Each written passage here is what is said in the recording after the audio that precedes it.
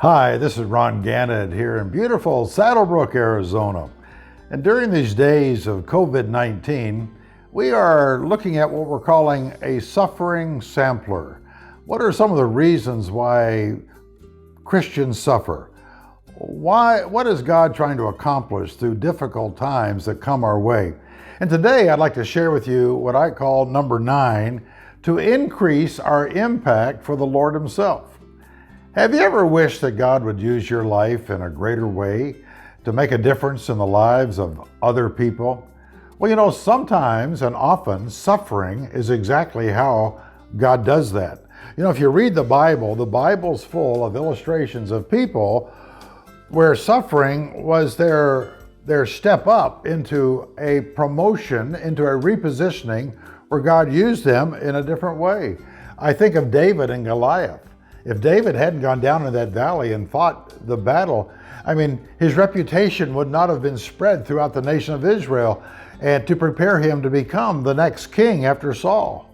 Or if you read of Daniel and his friends who were taken as captives in the Babylonian captivity, and Daniel went in and reigned, and there he became probably one of the most esteemed men, second only to King Nebuchadnezzar. That would never have happened if he hadn't gone through that period of suffering. Or you go to the Christmas story, you look at people like Joseph and Mary, and if this pregnancy had not occurred, they would not have been able to participate in the birth and entrance of our Lord into the world.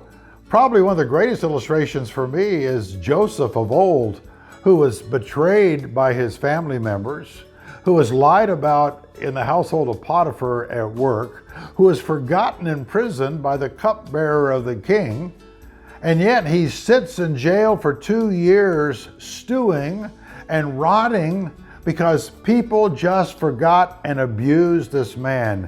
And yet God brought him out, made him second only to Pharaoh in all of Egypt. When his brothers came and they were restored and the family moved, they were fearful that maybe Joseph would retaliate, and they came to him and bowed down before him. And in Genesis chapter 50 and verse 9, he says, "You intended harm for me, but God intended it for the good, to accomplish what is now taking place, the salvation of many souls." 70 people in his family moved from Palestine to Egypt, were saved from a famine, developed into a multitude of probably over 1 million people that went through the Exodus to enter the promised land and to fulfill the promises that God made. And Joseph, in hindsight, was to see that all of that betrayal of family and people at work and friends in prison all had a purpose, that God was promoting him to the second in charge of all of Egypt, to do something that God wanted to do through him in a new position. My friends, in our lifetime, we have seen God reposition Chuck Colson's. We have seen people reposition little teenage girls like Johnny Erickson Tada, who dove off of a raft, broke her neck, became a paraplegic, and in the process started speaking, writing, doing artwork that has impacted the world for the gospel of Jesus Christ. God repositioned those people to do something special. And I believe that the suffering that you and I can go through can also reposition us. Have you been divorced? Have you been through the loss of a spouse? Have you had a child turn on you? Have you had an unfair thing happen in a relationship or at work?